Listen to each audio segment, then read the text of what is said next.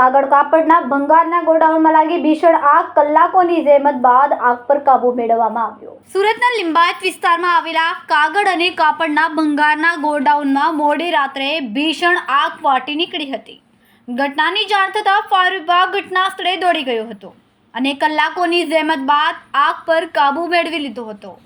આગની ઘટનામાં કોઈ જાનહાનિ થવા પામી નથી, જો કે ગોડાઉન બળીને ખાખ થઈ ગયું। મળતી માહિતી પ્રમાણે લિંબાયત વિસ્તારમાં ગોવિંદનગર ખાતે ભંગારનું ગોડાઉન હતું, જ્યાં મોડી રાત્રે અચાનક આગ ફાટી હતી। આગની જ્વાળાઓ આસમાન સુધી ઊંચી થઈ જતા સ્થાનિક લોકોમાં ભારે અફરાતફરી મચી હતી।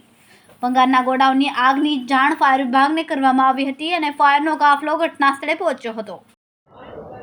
જી, આપનું નામ? सब fire officer Rohit Khalasi, Surat and fire and emergency service.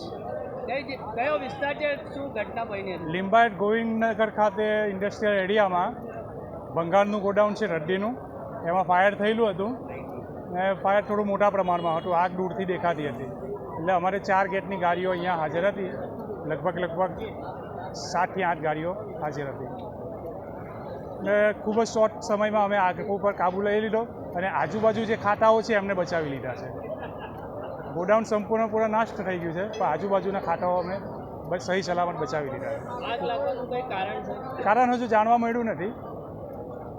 આનું ગોડાઉન હતું? એ રદ્દીનું ગોડાઉન છે, છૂટું છવાયું કાગળ અને કાપડ હોય ને એનું। કોઈ જાનહાનિ થયેલી છે? ના, કોઈ જાનહાનિ નથી।